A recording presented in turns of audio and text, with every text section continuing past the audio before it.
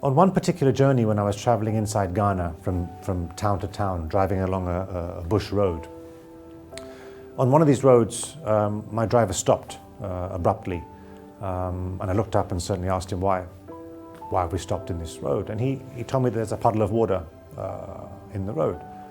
So I said, well, it's not a big deal, we've got a 4x4, so let's go through it. He said, we can't go through it because there are some kids in the puddle of water. And I certainly paid attention at this point and asked him, well, what are they doing? And he so nonchalantly said to me, well, they're collecting water.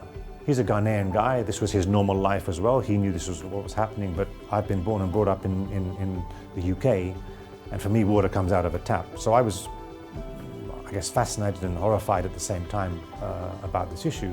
So I got out and started talking to these kids to understand what they were doing. It turns out they were living about 100 meters up the road, and they were on their way for about a 2-kilometer walk to collect their daily source of water. And they told me that luckily it had rained the night before, so there was a nice puddle of water for them to collect just 100 meters away. And this to me was obviously unacceptable, so I in fact walked up to their village with them. I started to talk to the elders about what's really happening. And a kind NGO had in fact a few years ago delivered and installed a hand pump in that same village, but that had broken down a couple of years earlier. They had no money and no know-how how to fix that, and they went back to walking every day to collect their water. And looking and seeing people in this kind of an extreme poverty situation, I really felt not only responsibility to do something, but I also felt with my business background there was something I could actually effectively do to help them. So after I saw the challenge of water poverty in this village, first of all I set up a small venture within our family business called Project Maji, Maji meaning water in Swahili. And I looked at how are we going to improve the hand pump. Now the hand pump's been around for about 100 or 200 years, but it has many weaknesses. Being from an electronics background, we developed a solar-powered solution that was going to take away all the manual effort. And we put mobile monitoring into these so that we could also monitor them and see when they were working, or if they weren't, then we could go back and fix them.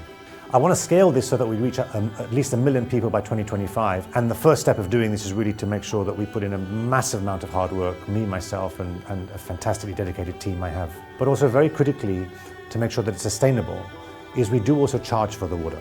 A very nominal amount. In fact, the amount is an amount that we talk to the village about, and we agree the price with them, but what they think is going to be affordable. And this is critical on two fronts, because one, I'm a big believer that making sure that if people put a financial value to something, then it has a value and they're not going to waste it. And ensure that it's going to be sustainable, we have to make sure that there's a fund available, that if anything goes wrong with the site, that there is money available for spare parts, etc. You look at the end beneficiary, you look at what kind of a problem they have, what kind of a solution can you offer, make sure there's going to be a sustainable revenue stream or income stream to make sure that that can be viable, and make sure that you've got good business processes behind it to make sure that your costs are lower. And something I did in particular was make sure that I knew that I stayed in the sector that I knew. But the view we've always had about maximizing profits, maximizing shareholder value, let's take a fresh look at that, okay? Look after yourself, look after your families, look after your shareholders, but all the stakeholders that are involved, your employees, the community and society around you, and the world at large. I think we have a responsibility and an ability to help these people a lot more. So maybe keep that in your business plan.